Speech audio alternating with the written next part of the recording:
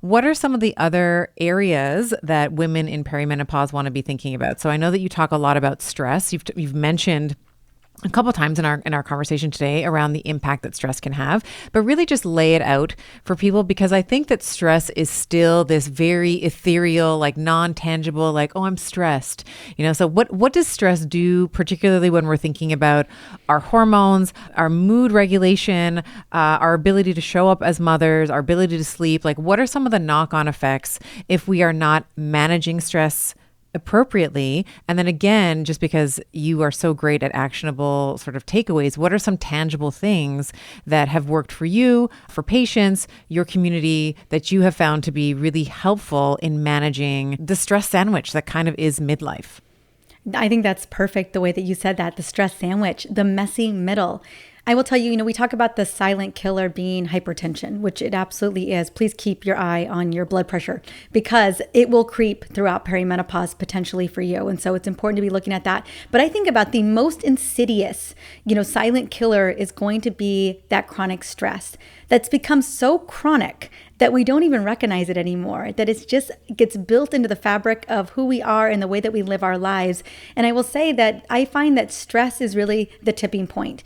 People ask me all the time, how is it that perimenopause is having a moment now when women didn't really know it was going on several generations ago?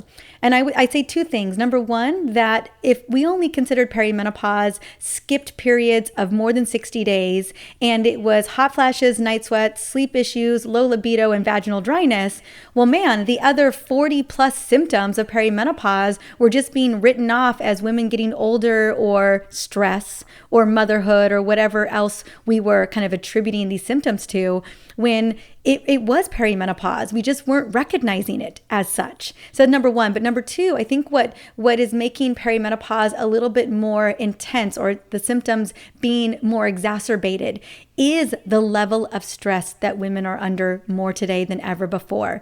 As I talked about earlier, standing on the shoulders of my mother and what she's built, we are doing it all today, more than ever before. And there is this tipping point where, you feel steady, you feel sharp, you feel like you have it all together. The million tabs are open, yet you're handling those million tabs. And then those hormones begin to decline, and it can feel like a roller coaster ride where you don't recognize yourself anymore. But the thing that I think the underlying risk factor here is the constant stress that you were managing okay. You were managing all right until those whole body protective hormones began to falter. And then it feels like that foundation begins to crumble. What we know about stress, when we think about activating that stress response system, which is really in the brain, right? The HPA axis. So it's not adrenal fatigue that we're talking about. We're talking about the brain's response to a physical stress, an emotional stressor, life happening, right? Whether it's demands of as a mom, or it's career demands, it's timelines that you're trying to hit. My son was late to school drop off today. I'm just trying to get him off to school while I'm trying to get to a podcast interview and trying to pack us for a 6-day trip to Arizona. That's all happening right now today. And so life is happening to all of us.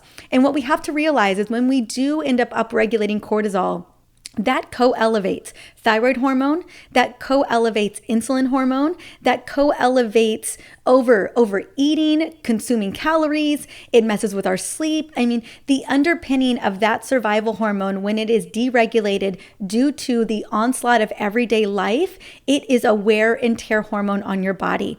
And what we'll see is women will notice more mood changes, more irritability. Perimenopause, I always say that your stress resilience, your stress tolerance just packs its bags and walks out the door without permission. Like all of a sudden, we just have a more heightened awareness of the stresses and irritants in our lives. But ultimately, what that lends to is more symptoms, more mood symptoms, more sleep symptoms, maybe even weight gain and inflammation. I was reading an article out of the Journal of Hormones. There was a 2009 article that looked at the the result of chronic stress. And it talked about the co-elevation of the other hormones, but most importantly, the co-elevation of inflammation in the body, and that it drives oxidative stress. And as a result, we do see these chronic conditions building over time. And so that's why I think perimenopause is such a window of vulnerability, is that it's co-elevating the stress response system along with hormones declining at the same time. You were talking about stress as this thing that we don't even notice anymore because it's so pervasive. And when you were talking, it reminds me of, sometimes, I don't know if you ever do this, but there's something that needs to go upstairs. And so I'll just put it on the stairs. Yes. Every day. Hoping that someone will say, no, she wants that to go upstairs. I don't think anyone's taking it. I have a dying hope that I will put my son's, whatever it is, bless your heart, on the stairs, and he's going to take it upstairs. He never does. I end up taking, but it's like you pass by that thing like 1,000 times in the day or in the week, right? And you just almost forget that it's there. I don't forget. But that's kind of that's what I feel like chronic stress is. It's like this thing that you just get used to. It's just there. You kind of see it, but then it starts blending into the background, and then you lose the capacity to even recognize that seeing that little thing, all that, like the soccer ball or whatever it is for me, soccer dirty the socks on or whatever, the dining room table, whatever all that it is, stuff, right? You don't realize that that's actually, every time you see it, you're like, God damn, I haven't done that thing yet. Like I haven't fixed that thing yet, right? So how do we get better at identifying what are some of maybe the smaller stressors, and then what are some of the bigger stressors, and then what can we do? I mean, maybe the bigger stressors, like I remember always in the clinic, it was like I would have to sit down with the patient. I'm like, listen, here's you have to leave your job. Exactly. You have to leave your husband or both. Leave your job, leave your husband. So you're going to need to completely uproot your life. Yeah. Well, and this is the thing about perimenopause is it is the time of discernment. Yeah. All of a sudden we come into I always say that who you were coming into perimenopause is not who you're going to be heading into menopause and postmenopause, because all of a sudden everything is up for review. So how do we identify that we are even stressed when we are living this very full, big life? Number one, it's going to be sensations. It's going to be your body. Remember, your body keeps the score. Your body's going to cue you up. And so before it's even in your thoughts, you're feeling overwhelmed, you're feeling anxiety, usually it's a tightness. Like for me, I find that I'm quickly trying to solve problems that aren't even problems yet. So I'm in a very reactive state where my brain is racing. It's like the Fruit Ninja game. You're like, whew. Yeah, you're like trying to solve. I'm like, am I really creating problems to solve problems right now? I have a mantra I want to just share with everybody that has been so profound for me, and that is, nothing is wrong. Nothing is wrong. Because, man, I can find... Because it can feel like a lot is wrong. Always, all the time. There's always something to solve. Especially if you're a problem solver, especially if you're CEO status or COO status. Women are CEOs all the time of multiple areas of their lives, and so there's always problems to solve, including that soccer ball at the stairs. Yeah, that's a problem to solve. Yeah, someone's got to get that upstairs. Most likely it's going to be you. And I'm like, I wonder if he's going to walk by this time and bring it up. Nope. Okay. Next time. Absolutely no. And I just watches my heart just do like, not see any of it. I'm like, do you not see the house right now? Yeah. Do you not see the kitchen? How do you walk? I read something. I actually read something about clutter affecting women's stress. Mm-hmm. Like our levels of cortisol much more than men. System. Yeah, totally. We see it. I always say the house is screaming at me. The house is always talking to me. Alex can just walk by. I'm like, how do you do that? That is a superpower that is not programmed into my DNA. Yeah. I see everything out everywhere.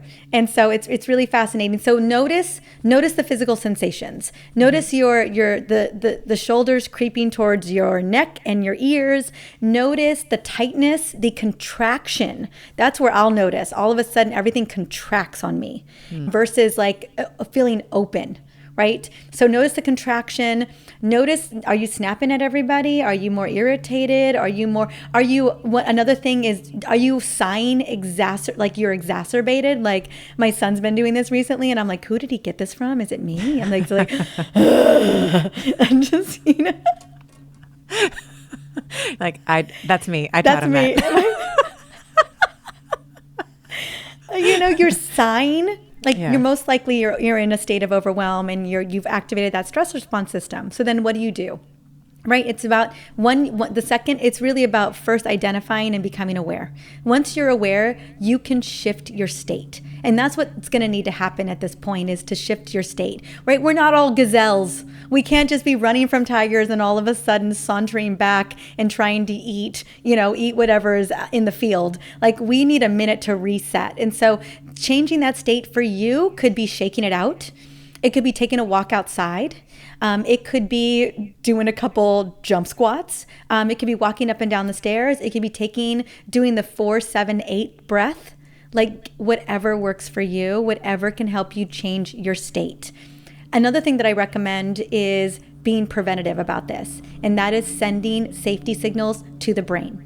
One of the best ways that we can do this is bookmarking our day, or bookending our day with evening and morning routines.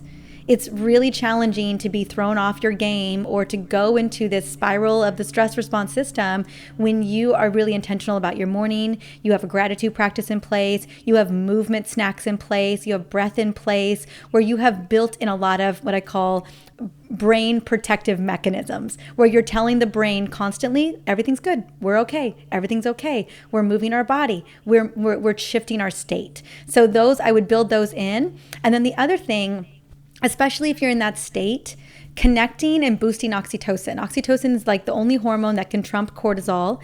And so whether that's hugging your cat or a dog or your kids or a partner, or even just sending a voice memo to your bestie or calling a bestie, can boost oxytocin and also shift your state. So we know that when women have a chance to tend and befriend, it's one of the best ways that we can just kind of let all of that go. And so that's why one of the core pillars of the book, The Perimenopause Revolution, is building community, having those besties who understand what you're going through, who you can kind of just release whatever you've got going on. You can, I wouldn't call it complain or, but more so just kind of process with them. Even if it's in a 2-minute message while you're taking a walk. I will tell you, between walking and voice memoing my besties, that's probably my 2 best strategies for regulating my stress response system, which for me is automatic. I would say that my default mode is to go into a stress response state, a sympathetic nervous system state, more than it is designed to be in parasympathetic. Yeah, and I like that mantra. I wrote it down. Nothing is wrong. Nothing I is think wrong. that's another. It's like, all right, we're okay. We're not dying. Nothing is wrong. Yes, there's a soccer ball. Yes, there's whatever out in the kitchen, but nothing is wrong. And I like this idea. I have talked about this idea as well of community, and I think that I used to think I'm an island, I'm just going to do it all myself. I'm a self-contained Hamlet. I don't need anyone. I can do it myself. I can do it better myself. And of course, in my life and my own, just lived experience, it's like, well, actually, that's not really true. It's actually really, it is very much an important thing for me to have my life be witnessed by other people, and to feel like I belong somewhere, and to feel like I can also have capacity and extend capacity to friends who, when they need it. And I think that there's something really beautiful about that. I think that we can't, at least my experience, and maybe you can redirect me if you don't agree. I think I had to get it right in my own body first. Like, I think I had to get the exercise. I had to get the nutrition. I had to get all that stuff right by me first. And then once I sort of felt like, okay, I feel settled in my own meat sack, now I can start extending an olive branch to other people, or extending and giving more of myself, because I just didn't have any capacity personally when those things weren't in order for me. Do you find the same thing, or do you think that it's like, no, don't wait until that, like, just start getting into community? What are your thoughts on that? I would say, my through line would be to start getting into community, because I find that gentle connection and accountability from friends can help us move the needle to movement, to eating metabolically healthy foods, to really preserving our sleep and again, regulating that nervous system. So I think friendship has its beautiful place. And I think it just depends on how we were brought up. I was brought up that there's a lot of proof in my life, especially as a child, that no one's coming to save me. that I've got to do it all myself. And I fall into that pattern a lot, even though I have so many beautiful friendships and connections. Like, but even in my business, if my team is overextended and I really want something, I'm like, I'll just go do it. Right. So my team is constantly like, Marissa's an island, over there. And I desperately need the connection with my friends to just feel sane, to feel like what I'm going through is normal. I can't tell you how many times I'm at a dinner party with a bunch of perimenopausal women and someone's like, can you hand that thing over there? And I'm like, oh, your water? Like, because I knew what you were trying to say. I know what you're like always, everyone's finishing each other's sentences because no one remembers the thing. I mean, the lack of word recall is so real. But I would say check in with yourself. Do you feel like you need to be fully resourced to show up for the friends and to have those conversations? Or do you find that your friendships really allow you to be resourced so that you step into those beautiful habits? It's probably a yes and for many of us. I know one of my best friends, she just moved down the street. She is one of my workout buddies. We work out multiple times a week together. She's also my book bestie. We're reading, it's when we're recording this, we're stepping into fall. I know it's more fall for you than it is for me in San Diego. And it's a very witchy season in my life right now, girl, besides the fact that I've got a book coming out. And so we are reading a bunch of witchy fall books together, because that's what we do. And we're comparing and connecting about the books that we're reading. And we're also doing PR. We're doing our personal bests on, at the gym. We're hitting our PRs. And so it's really nice to get to do that together. And we go on walks, we put our feet in the ocean. Like, I'm so grateful for her. And I also just get a daily little update on what she's got going on, which is so wonderful. And so I think it can be a yes and, but I will say if you don't know this or you haven't been feeling this recently, we are wired for connection. We are wired for just, especially women, to feel connected, to feel supported, to feel seen, as you said, and to feel belonging.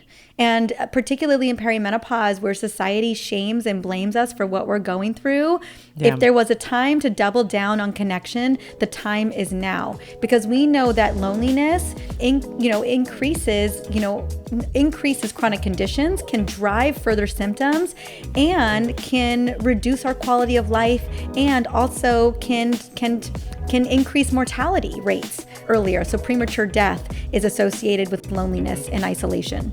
Yeah.